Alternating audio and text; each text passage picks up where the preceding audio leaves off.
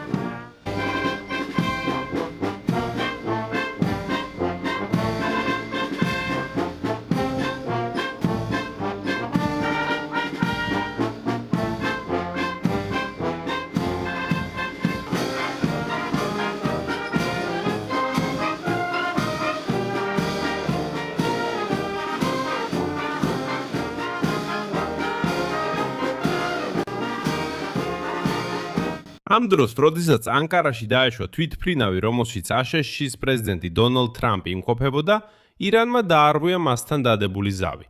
დღეს ირანის ისლამური რევოლუციის გუშაკთა კორპუსმა ერთდროულად ორი სავაჭრო გემი დაუშინა რაკეტებით ჰორმუზის სრუტის რაიონში, აშშ-ოსთან ზავის ფონზე. ამის შესახებ ერთდროულად ორმა გამოცემამ, Axios-მა და Wall Street Journal-მა გაავრცელა ინფორმაცია. ორივე გემმა მნიშვნელოვანი დაზიანება მიიღო. თუმცა საბედნიერო და ეკიპაჟის წევრებს შორის მსხვერპლი არ ყოფილა. ერთ-ერთი თავდასხმული გემი იყო ყატარული ტანკერი ალ-რეკაიადი, რომელიც გათხევადებულ ბუნებრივ აირს გადაჰქონდა. თავდასხმამდე ისლამური რევოლუციის გუშაკთა კორპუსის წარმომადგენლებმა რადიოკავშირის საშუალებით ტანკერებს მოსთხოვეს, არ გამოეყენებინათ ომანის სანაპიროს მიმდებარე მარშრუტები და ემოძრავათ მხოლოდ იმ წყლებში, რომლებიც თეირანის რეჟიმის მებრძოლების კონტროლქვეშაა. მიუხედავად იმისა, რომ ტრამპთან შეთანხმების ფარგლებში შეგახსენებთ, ირანმა პირობა დადო, რომ გემებს თავისუფალი გავლა ექნებოდათ მთელ სრუტეში.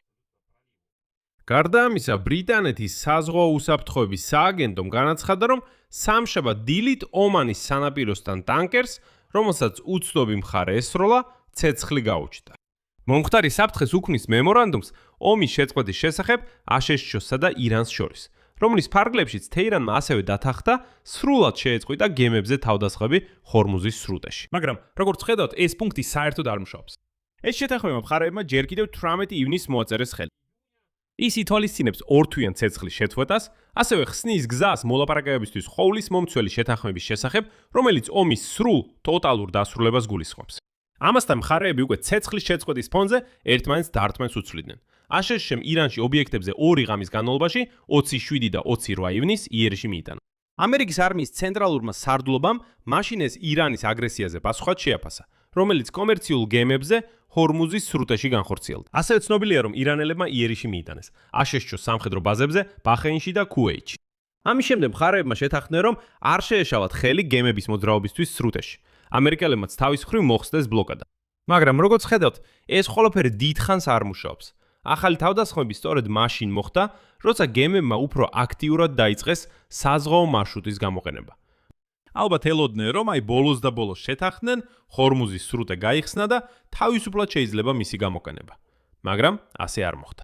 კონსალტინგული კომპანია Vortex-ის მონაცემებით, ივნისში სრუტეში დღეში 4.7 მილიონ ბარელამდე გადიოდა. მაშინ როცა მაისში ეს მაჩვენებელი 2 მილიონ ბარელს შეადგენდა. ანუ თითქოს გადაზიდვების მოცულობა თითქმის 2.5-ჯერ გაიზარდა. გარდა ამისა, ივლისის დასაწყისიდან ნავთობის ნაკადმა მიაღწია დაახლოებით 40%-ს ომამდელი მაჩვენებლებისგან. ანუ როგორც ხედავთ, ეს არის მზარდი ექსპონენტი. და როგორც აღნიშნა Wall Street Journal-მა, ნავთობის ბაზრის სწრაფი არდგენა. აშშ-სა და ირანს შორის შეთანხმებამ შეამცირა თეირანის შესაძლებლობა ემუქროს მსოფლიო ეკონომიკას და წაართომა ზეწოლის ბერკეტი შემდგომ მოლაპარაკებებში. ამიტომ ირანმა როგორც ჩანს გადაწყვიტა დაიბრუნოს ის ბერკეტი ზეწოლის, რომელიც დაკარგა. მით უმეტეს, როცა აშკარა გახდა, რომ ამერიკელები არც ისე აქტიურად პასუხობენ ირანულ პროვოკაციებს. მაგრამ მაგალითად ამჯერად ირანელების თავდასხმაზე ჰორმუზის სრუტეში აშშ-ის პრეზიდენტმა დონალდ ტრამპმა კიდევ ერთხელ განაცხადა, რომ ან ირანთან გაფორმდება შეთანხმება, ან აშშ-ის არმია, როგორც თავად თქვა, საქმეს ბოლომდე მიიყვანს. ანუ ეს ნიშნავს მორიგ მუქარას ომის განახლების შესახებ. თეთრ სახლში მიაჩნიათ, რომ თეირანი გამოხატავს შეურიგებლობას, განსაკუთრებით მოკლული აიათოლა ალი ხამენეის დაკრძალვის შემდეგ. აშშ-სა და ირანს შორის არაპირდაპირი მოლაპარაკებები კაც უკვირას დასრულდა. რაიმე ხიული პროგრესის გარეშე და მხარეებმა შეთანხმდნენ, რომ კიდევ ერთხელ შეხვდებიან 11 ივლისს. ამ ფონზე შედგა სატელეფონო საუბარი დონალდ ტრამპსა და ბენიამინ ნეთანიაჰუს შორის, რომელიც როგორც ცნობილია, ირანის მიმართ უფრო მკაცრი მიდგომის მომხრეა. მაგრამ ამჯერად საუბარი სრულიად სხვა მიმართულებით წავიდა. ისრაელისა და ამერიკის ოფიციალური პირების ცნობით, ისრაელის პრემიერ-მინისტრმა ბენიამინ ნეთანიაჰუმ, როგორც აღმოჩნდა ჯერ კიდევ პარასკევს, პრეზიდენტ დონალდ ტრამპს თურქეთის პრეზიდენტ რეჯეპ თაიპ ერდოღანის ანტიისრაელური რიტორიკის გამწვავებაზე უჩიულა. ოფიციალური პირების თქმით, ნეთანიაჰუმ ასევე სთხოვა ტრამპს, რომელიც დღეს ანკარაში ნატოს სამიტზე ნეთანიაჰუს შეხვდება, თავი შეიკავოს იმ შეიარაღების სისტემების გაყიდვისგან, რომლებიც თურქეთს დაეხმარებოდა თავისი სამხედრო-საჰაერო დალების მოდერნიზებაში. ბოლო 2 წლის განმავლობაში ისრაელსა და თურქეთს შორის დაძაბულობა მკვეთრად გაიზარდა, განსაკუთრებით ღაზის სექტორში მიმდინარე ომისა და ახლა უკვე ირანში არსებული ვითარების ფონზე. მაგრამ ტრამპმა შეინარჩუნა მჭიდრო მეგობრული კავშირები, როგორც ნეთანიაჰუსთან, ასევე ერდოღანთან, ანუ აშშ-ის მთავარ მოკავშირესა და რეგიონულ შუამალთან. და ტრამპიც ერდოღანზე უარის თქმას ვერ ერხებს. ნეთანიაჰუს პოზიცია ვაშინგტონში ბოლო თვეებში შეირყა ირანთან ომის გამო, რომელმაც ტრამპის რეიტინგი შეამცირა და მისი მხარდამჭერები მაგას მოძრაობიდან გააპოლარიზა. რამდენად დიდია გავლენა, რომელიც ნეთანიაჰუს ჯერ კიდევ აქვს, გაურკვეველია როგორც ტრამპის ახლო ურთიერთობის გამო ერდოღანთან, ასევე ამერიკული იარაღის თურქეთისთვის გაყიდვიდან მიღებული ფინანსური სარგებლის გამო. ანუ იგულისხმება ფლოტი. ანუ იგულისხმება, რომ შესაძლოა ტრამპს კვლავად ძალიან ახლო ურთიერთობა აქვს ნეთანიაჰუსთან, შესაძლოა ნეთანიაჰუს ისევ აქვს გავლენა ამერიკის პრეზიდენტზე, მაგრამ აქ ტრამპს შეუძლია თქვას, ბოდიში, მაგრამ ეს მხოლოდ ბიზნესიაო. რაზეა საუბარი? უკვე ცნობილია, რომ ტრამპისა და ერდოღანის შეხვედრის დღის წესრიგშია 700 მილიონი დოლარის ღირებულების გარიგება თურქული გამანადგურებლებისთვის ახალი ძრავების მიწოდებაზე, ასევე დაბრუნების შესაძლებლობა. მეორე. ნატოში სიდიდით მეორე არმიის, ანუ თურქეთის F-35-ის გამანადგურებლების პროგრამაში. გახსენეთ, რომ თურქეთი F-35-ის პროგრამიდან 2019 წელს გამოირიცხა. მას შემდეგ, რაც მან შეიძინა რუსეთის საჰაერო თავდაცვის სისტემა C-400, რომელიც ამერიკელი ოფიციალური პირების თქმით, საფრთხეს უქმნიდა მოწინავე გამანადგურებლის F-35-ის უსაფრთხოებას. აი ასე. საჰაერო თავდაცვა რუსულია, ხოლო გამანადგურებლები ცაში ამერიკულია. თითქოს ეს არ შეესაბამება ერთმანეთს და მით უმეტეს, ეს ძალიან საშიში სიტუაცია. აი ეს. აშშ-ის ვიცე-პრეზიდენტმა J.D. Vance-მა გას უკვირას განაცხადა, რომ პენტაგონი ატარებს შემოწმებას, რათა დაადგინოს, როგორ შეიძლება აშშ-მ გაყიდოს F-35-ის გამანადგურებლები თურქეთისთვის, მიუხედავად იმისა, რომ თურქეთს აქვს რუსეთის ანტისარაკეტო თავდაცვის სისტემა. ახლა მოусმინეთ J.D. Vance-ის ციტატას. არსებობს გარკვეული საკითხები, რომლებიც უნდა დავადასტუროთ, რომ ისინი ნამდვილად მოხდა, რათა J.D. Vance კანონმდებლობით პრეზიდენტი გთხოვს, რომ ეს გავაკეთოთ.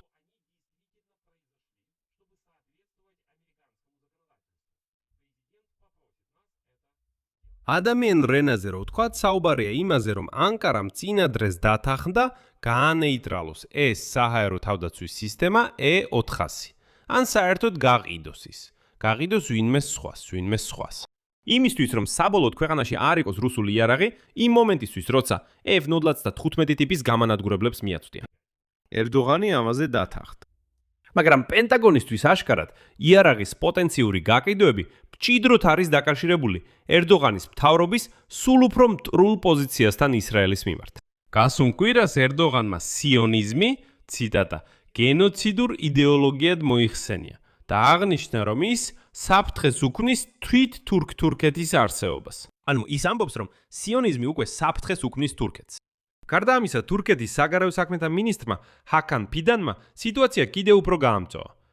მან ისრაელის მთავრობა, ციტატა, დაასახელა როგორც ტვირთი, რომელსაც კაცობრიობა ვეღარ იტანს და როგორც პრობლემას მთელი მსოფლიოსთვის, ასევე მოუწოდა საერთაშორისო სანქციების დაწესებას ისრაელის წინააღმდეგ.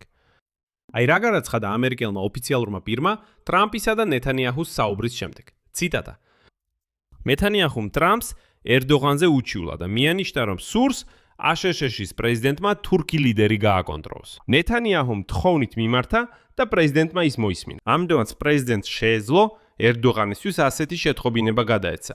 ჰეი, ხომ არ შეძლებდით ცოტა შეარბილოთ სიტუაცია? მაგრამ რაც არის, ის არის. ალბათ მინიშნებით იმაზე, რომ რიტორიკის შერბილება შეიძლება შეძლოს, მაგრამ დიდი ალბათობით ბიზნესი არის ბიზნესი და F-35-ები მაინც გაიყიდება. უკვე ორშაბათს ნეთანიაჰუმ საჯაროდ განაცხადა, ციტატა: ერდოღანის რეჟიმისთვის, რომელიც მუსლიმი ძმების ექსტრემისტული მოძრაობით არის დაინფიცირებული, ამერიკის მძულელებს მე არ ვფიქრობ, რომ მათ უნდა მისცენ F-35-ები ან ძრავები მათი გამანადგურებლებისთვის. რადგან ეს დაარღვევს ძალთა ბალანსს ახლო აღმოსავლეთში, რომელიც გარანტირებულია ისრაელის საჰაერო უპირატესობით და ამერიკის პოზიციით. მაგრამ ბენიამინ ნეთანიაჰუს პრობლემები აქვს. ბევრი ამერიკელი ჩინოვნიკი, მათ შორის JD Vance, ადანაშაულებდა ნეთანიაჰუს იმაში, რომ ის ძალიან ოპტიმისტურ პროგნოზებს აკეთებდა ირანთან ომთან დაკავშირებით, რომლებიც არ გამართლდა, თითქოს ნეთანიაჰუმ მოატყუა დონალდ ტრამპი. ტრამპი წამოეგო ამ ყველაფერს. ფიქრობდა, რომ ასე 2-3 კვირაში დაამარცხებდა ირანს და ყველაფერი კარგად იქნებოდა. და თითქოს ეს ბენიამინ ნეთანიაჰუ ჩასჩურჩულებდა მას ასეთ აზრებს. მაგრამ ეს ყველაფერი არ გამართლდა. და ახლა მოსაოდნელია, რომ ისრაელის პრემიერ-მინისტრი ამ თვის ბოლოს ეძვევა თეთრ სახლს. Allahu Akbar, Daniel Fedorovich. Allahu Akbar. Bar.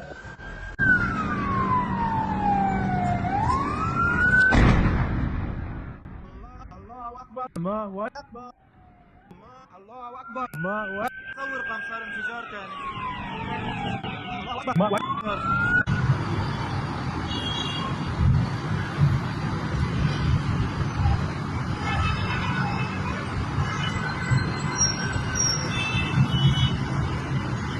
სირიის დედაქალაქ დამასკოში რამდენიმე აფეთქება მოხდა იმ სასტუმროს მახლობლად, სადაც ოფიციალურ ვიზიტის დროს საფრანგეთის პრეზიდენტი ემანუელ მაკრონი გაჩერდა.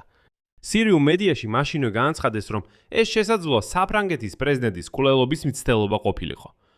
უსაფრთხოების სამსახურის წყაროების ინფორმაციით, აფეთქებები ადგილობრივი დროით შუაღამემდე ცოტა ხნით ადრე მოხდა. ამის შემდეგ სამართალდამცველებმა მაშინვე გადაკეტეს გზები და გაამკაცრეს უსაფრთხოების ზომები. თვითხილველები იუწყებიან, რომ რამდენიმე აფეთქების ხმა გაიგეს, რის შემდეგაც შემთხვევის ადგილზე კვამლი აიწია.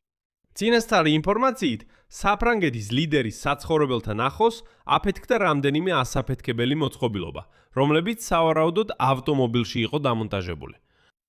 მოგვიანებით საფრანგეთის პრეზიდენტის ადმინისტრაციაში ელისეს სასახლეში აღნიშნეს, რომ თავად ემანუელ მაკრონს აფეთქებები არც კი გაუგონია, რადგან ინციდენტის დროს ის სასტუმროში არ იმყოფებოდა, არამედ დაგეგმილ შეხვედრაზე მიდიოდა სირიის ლიდერ აჰმედ აშ-შარაინთან. გახსენებთ, ემანუელ მაკრონი ოფიციალურ ვიზიტით ჩავიდა დამასკოში, სადაც სირიის პრეზიდენტ აჰმედ აშ-შარასთან მოლაპარაკებებს უნდა გამართოს. შეხვედრის დროს მხარეები განიხილავენ უსაფრთხოების საკითხებს, კომპანია Total Energy-ის ინვესტიციების საკითხს, ასევე სირიული კულტურული არტეფაქტების დაბრუნებას. მანამდე შეგახსენებთ, სირიის დედაქალაქს უკვე ესტუმნენ ევროკომისიის პრეზიდენტი ურსულა ფონ დერ ლაიენი და უკრაინის პრეზიდენტი ვლადიმირ ზელენსკი. მაგრამ ამერიკის შეერთებული შტატებისა და ევროპისათვის ახლა არსებობს კიდევ უფრო მნიშვნელოვანი საკითხი, რომელიც სირიასთან არის დაკავშირებული. უკვე ივნისის ბოლოს დონალდ ტრამპმა გააოცა ბევრი პოლიტიკოსი და ექსპერტი ახლო აღმოსავლეთში, როდესაც ისრაელის ომთან დაკავშირებით ლიბანში ჰიზბოლას წინააღმდეგ ალტერნატიული მიდგომა შესთავაზა. და თეთრი სახლის უკმაყოფილების ფონზე, რომელიც გამოწვეული იყო გაჭიანურებული ისრაელის კამპანიით, მან ივარაუდა, რომ ირანის მიერ მხარდაჭერილ ჰიზბოლას დაჯგუფებასთან ბრძოლა სირიამ შეიძლება საკუთარ თავზე აიღოს. და აი დონალდ ტრამპის ჩანაფიქრით, ბრძოლებში გამობძმედილი ისლამისტი ამბოხებულები, რომლებმაც 1 წლისა და ნახევრის წინ დაამხეს სირიის ავტორიტარული პრეზიდენტი ბაშარ ასადი და შექმნეს ახალი მთავრობა, ჰიზბოლას უფრო ეფექტურად გააძევებდნენ, ვიდრე ამას ისრაელის არმია ახერხებს. ხოლო ისრაელის არმიამ აშშ-სა და ირანს შორის შეთანხმების მიხედვით უბრალოდ უნდა დატოვოს ლიბანი და გაიყვანოს თავისი ჯარები. თუმცა თავად დამასკოში ასეთი განცხადებები სიფრთხილით მიიღეს. და აი სირიის პრეზიდენტმა აჰმად აშარამ განაცხადა, რომ არ აპირებს ჩაერიოს ჰიზბოლას წინააღმდეგ ომში ლიბანში. ის ასევე ამტკიცებს, რომ ტრამპის სიტყვები უბრალოდ არასწორად იქნა განმარტებული. მაგრამ მიუხედავად ამისა, ამერიკის პრეზიდენტმა კვლავ გაიმეორა თავის პოზიცია და გააგრაგრძელა ამ იდეის საჯაროდ წამოყენება. სირიის არმიამ მაინც დაიწყო ლიბანთან საზღვრის მიმდებარე ტერიტორიების განაღმა. და კითხვა, რატო? ვფიქრობ, ეს რიტორიკული კითხვა. სირიის შეჭრის პერსპექტივამ ლიბანში რა თქმა უნდა უკვე გამოიწვია შეშფოთება ბეირუთში. შეშფოთება შეინიშნება ისრაელშიც, რომელიც ეჭვით უყურებს აშარის ახალ ისლამისტურ მთავრობას. და სხვათა შორის, მის ხელისუფლებაში მოსვლის შემდეგ მან კონტროლი დაამყარა სირიის სამხრეთში მდებარე ტერიტორიის ზოლზე. და სწორედ აქ იწვება ყველაფერი ყველაზე საინტერესო. სირია ასევე გახდა ისრაელსა და თურქეთს შორის მზარდი დაძაბულობის არენა. ანკარა აშარის მთავრობის ერთ-ერთ მთავარ მოკავშირედ იქნება, მაშინ როცა ისრაელი და თურქეთი ცდილობენ ერთმანეთის გავლენა შეზღუდონ ამ ქვეყანაში, ანუ სირიაში. და აი რა არის მნიშვნელოვანი. ივნისში საფრანგეთში გამართული G7 სამიტის ფარგლებში დონალდ ტრამპმა უკმაყოფილება გამოხატა იმით, რომ ისრაელის ომი ჰეზბოლასთან ძალიან დიდხანს გრძელდება და უამრავ მსხვერპლს იწვევს. იქ ტრამპი ძალიან ძლიერად ჭიოდა იმაზე, რომ ისრაელელები მთლიან კვარტალებს ანგრევენ. აცხადებენ, რომ იქ ჰეზბოლას მებრძოლები იყვნენ. ამის გამო მთლიანად ანგრევენ კვარტალს, ანგრევენ უბრალოდ სახლებს. ისრაელის სამხედროები ამბობენ, რომ მშვიდობიანბიან მოსახლეობას სამხრეთ ლიბანში უბრალოდ აღარ შეუშვებენ უკან, ანუ უბრალოდ ზონა იწმინდება. ხოლო სირია ტრამპის აზრით ამ საკითხს ბევრად უკეთესად გაუმკლავდებოდა. და შემდეგ დონალდ ტრამპის ციტატა. არ არის საჭირო ყოველ ჯერზე მრავალბინიანი სახლის დანგრევა, როცა ვინმე შეეძებ, რადგან ამ სახლებში ბევრი ადამიანია და ყველა მათგანი ჰეზბოლას წევრი არ არის. მე ისრაელს შევთავაზე. სირიას მიეცათ საშუალება ჰეზბოლასთან გამკლავების, რადგან გულწრფელად რომ თქვა, ვფიქრობ ისინი უკეთესად გაუმკლავდებოდნენ. პასუხად სირიის პრეზიდენტმა აშრამ განაცხადა, ციტატა: არიან ადამიანები, რომლებიც ავცელებენ ხმებს, თითქოს სირია ჩაერევა ლიბანის საქმეებში. ეს სიმართლე არ არის. ტრამპი საუბრობდა სირიის როლზე უსაფრთხო და მშვიდობიანი გადაწყვეტის ძიებაში, მაგრამ ეს განცხადება არასწორად იქნა განმარტებული. ისე თითქოს სირია აპირებს ლიბანში შეჭრას, ხვალ-დილით. სირიამ წარუდგინა შეერთებულ შტატებს ჩვენი ხედვა გადაწყვეტის შესახებ, რომელიც გულისხმობს ომის შეწყვეტას და უარყოფითი შედეგების აღმოფხვრას, როგორც ლიბანისთვის, ასევე სირიისთვის, ასევე სხვა ეკონომიკური, პოლიტიკური და სოციალური გადაწყვეტილებების ძიებას. ასე რომ ჩანს, რომ ემანუელ მაკრონი შესაძლოა ასევე შეუერთდა მცდელობებს და ერთმუნებინა აშრა მაინც ჩაერთოს ომში ჰეზბოლას წინააღმდეგ. მაგრამ აქ ძალიან ბევრი რამ, თუ არა ყველაფერი, დამოკიდებული იქნება იმაზე, დაუჭერს თუ არა ამ იდეას მხარს თურქეთის პრეზიდენტი რეჯეპ თაიპ ერდოღანი. და მას შეუძლია მხარი დაუჭიროს და კიდევაც დაარწმუნოს სირიის პრეზიდენტი აშრა გადავიდეს ამერიკის შეერთებული შტატების მხარეს და საბოლოოდ უბიძგოს სირიის არმიას, რომ მართლაც დაიწყოს ბრძოლა ჰეზბოლასთან. მაგრამ მხოლოდ იმ შემთხვევაში, თუ დონალდ ტრამპი დააბრუნებს თურქეთს F-35-ის პროგრამაში. გაყიდის ძრავებს თურქული გამანადგურებლებისთვის და ასე შემდეგ. ასე რომ ყველაფერი ამ ისტორიაში უკვე ძალიან მჭიდროდ არის დაკავშირებული. მიუხედავად იმისა, რომ პირველ შეხედვაზე ეს შეიძლება სულ სხვანაირად გამოიყურებოდეს. მაგრამ როგორც ხედავთ, აი ეს მთელი ისტორია ერთმანეთშია გადახლართული. და ვფიქრობ, ცოტა მაინც შევძელი მისი გახსნა და დალაგება იმ ყველაფრის, რაც დღეს ახლო აღმოსავლეთში ხდება. აქცია დილს ვსვამ.